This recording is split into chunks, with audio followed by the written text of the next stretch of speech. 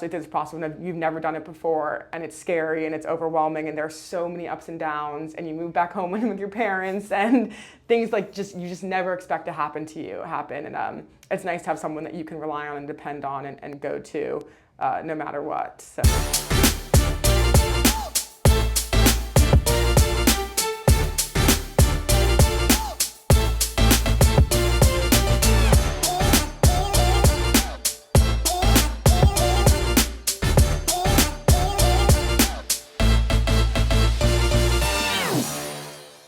And I guess with that, were there, we'll sort of jump around a little bit, but like testing wise, how frustrating was that? Because I think you knew how much I cared about these numbers and why they were so important. I explained why they were so important.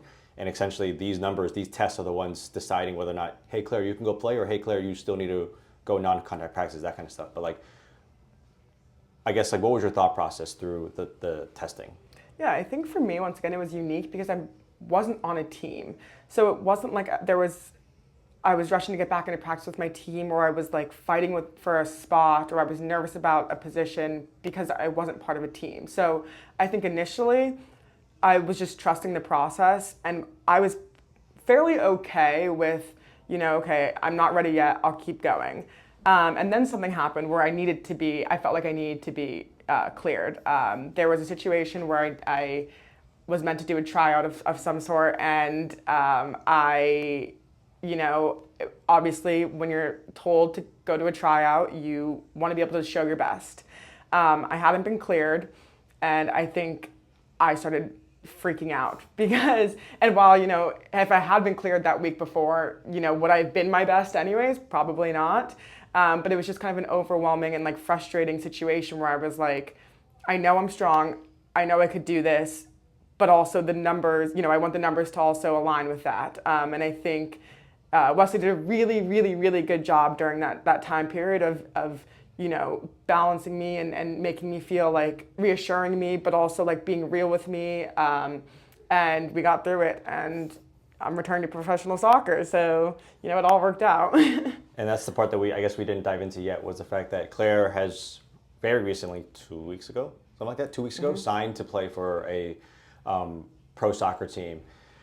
And there was other logistical things that we won't get too deep into, but this was a big opportunity for Claire. It was obviously the next natural progression for her after working so hard over the past year or so. And again, I wanted to share Claire's story just because of the uniqueness of the fact that I was, rarity-wise, the PT that diagnosed her with an ACL tear, and the fact that I've been with Claire since the beginning. She did work with a PT occasion when she went on trips, but overall, I was with her probably 85% of the time here. And the fact that she's playing very high-level soccer, and the fact that I know that she struggled with the mental side, which a lot of athletes do. I want to sort of share her side of basically her story. And then Claire, okay, this is not a question I'm asking you, even though it may sound like it. But somebody asked, this person is a PT, but are there things that I did for you throughout the rehab process that you felt like you appreciated or stood out or benefited you? Oh my goodness, definitely. I think I could go on and on about, what you did for me in the gym and on the table and the actual healing part of my knee. But I think for me, one of the biggest things was that he cared about me as a person outside of that everything. 7 days post-surgery, I found out my grandfather was in the hospital and was not doing well. And I remember coming in, and I was obviously upset, and I hadn't known, I hadn't been working with Wesley for that long. I'd gotten surgery 7 days prior to that. And I'd met him a couple years ago, but we hadn't been working with each other for that long. And, he wasn't, he asked about me, and he asked about how I was feeling. And then he also was able to tell me about his grandfather and his story. And it just allowed me to connect in a way that wasn't overwhelming or overbearing, but I felt seen and I felt heard, and I felt I could refocus on my knee while also going through this. And that was when I knew that I was going to be okay here. And then there were other, so many other times throughout this process where if I was going through something, he was just there for me, while we also were still progressing in the gym. But that wasn't, he wasn't here okay, you got to be here and you got to focus the entire time and you got to leave everything else behind you and leave everything else outside of here. It was a good balance of both. And I'll be forever grateful for that, because me personally, I needed someone like that. Especially through this process when you've never done it before, and it's scary and it's overwhelming, and there's so many ups and downs, and you move back home with your parents, and things like you just never expect to happen. And it's nice to have someone that you can rely on and depend on and go to no matter what. So I would say, he did a million things for me and my knee, and I'm so grateful for that, but also just caring about me as a person. I appreciate that. I think that's part of my process and how I rehab patients. Again, I've been through it twice, unfortunately, and still struggling with this left one. And I share a lot about this story just because at the end of the day, it's a big thing. Like, you will never forget about this for the rest of your life. This is a big part of your life now. You're 24, 25 years old, about to play professional soccer again. Like, you're going to remember this rehab process. And my job is to make sure you get back all the way, also safely, but I want to make it sort of memorable, because again, it's a grind. Like, you and I just spent who knows how many hours over this past year together, a lot of hours. A lot. The flip side of that question, is there one moment throughout the rehab process where I made you really mad? I really can't think of a time that yes, actually. Oh, yes. And it wasn't even, okay, I had to do this running, and they're called 22s, and I just could not, at that time, hit the times. And basically, he was like, if you don't get however many in the time that I'm telling you to get it, you have to go do this other cardio, which is a non-impact cardio after that. And I just could not get those times. And I remember, he had to go work with another patient after I was doing the running, and I wasn't getting it, and he asked me, how'd it go? And I was like, I didn't get the times. And I have not given him attitude like this, the entire time we'd worked together, and I had not given anyone attitude like this in years. A coach attitude like this in years. And I had not hit the times. I just went and did the non-impact cardio, and I was just like, I didn't get the times, and I walked out. And it was afterwards, I just cried, and I was like, I cannot believe I just acted like that. And then I sent him an apology, and he was like, Claire, you're frustrated, that makes sense. And then weeks later, I did the same running and hit the times. So yes, I was mad and frustrated in the moment, because I just felt like you're pushing me too hard, and I couldn't do it. I just felt like I couldn't do this and that. It was, I don't know, I just got really, really frustrated with him. But yeah, then I hit the times weeks later, so everything was okay. I do remember that, because you walked out, and I think Alyssa saw you or something like that and was like, what happened? And I was like, Claire's just mad right now. Yeah. At the same time, I knew that you were going to be fine. It was in that moment of frustration, which every person has gone through at some point in their life. But I think, again, that's the cool part about the ACL rehab process, and that situation was much later in the rehab process. But you even talk about walking.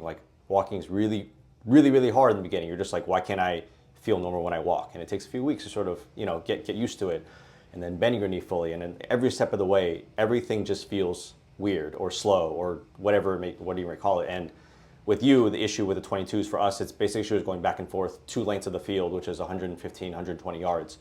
The turns was slowing her down. Again, very common for ACL patients. But for Claire, we just got to work, loaded that position over and over and over again, practice that position over and over and over again. Essentially, you get better at it over time, as proven the fact that she was making the times now.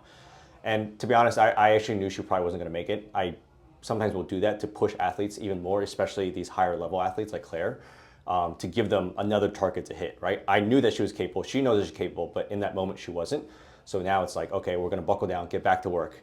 And it's sort of our job sometimes to prove to athletes that they're not quite ready. At that point, she knew she wasn't fully cleared yet. We still had a ways to go, but sometimes showing them that hey, there's still things that need to be worked on in order for you to be all the way back. And that's sort of our philosophy here, is that we are helping them get all the way back, not just 80% of the way back, because I think that's what puts athletes at risk sometimes, is that they get a decent amount of the way there, but that finishing touch is a huge difference as to what makes her feel, oh, I'm back, or all the way back, as opposed to be I think I'm back. And I want to make sure my kids are all the way back, and I think that's why we've been able to have success as far as our very low retail rates. Thank you for watching today's video. Please feel free to like and subscribe. I have started an ACL Mastermind group, which is a program designed for physical therapists, physios, strength coaches, students, and athletic trainers who want to learn more about ACL Rehab. It currently holds over 600 videos and has over 500 members with new videos added every single month. The videos cover immediate post-op to late-stage sports-specific movements and everything in between. Content specifically also includes rehab complications, treatment philosophies, case studies where you can see my real-life patients, movement assessments, exercise breakdowns so you understand how to properly teach the exercises. The exercises are also arranged by difficulty level for strengthening exercises, plyometrics, balance, and neuromuscular control. Of course, it also covers late stage for movement exercises from structured all the way to randomized and chaotic to mimic more sports-related settings. And lastly, you also learn how to do return to sport testing, which is extremely important, and this what ultimately determines whether or not someone is safe or not safe to return to sports again. There's also questions within the group where you can learn how I engage with patients and their parents of how to answer difficult questions throughout the rehab process, which is inevitable to come up. And lastly, you gain access to a private forum where you can ask questions directly to me and others within the community. We share research articles, we share other equipment and beneficial equipment and things like that. Anything that can come up within the ACL Rehab spectrum, that's when you can ask within the private forum. And lastly, you can also download the app where you can gain access in your respective facilities directly on your phones. If you have any interest, please feel free to click the link below, and I appreciate you watching today's video.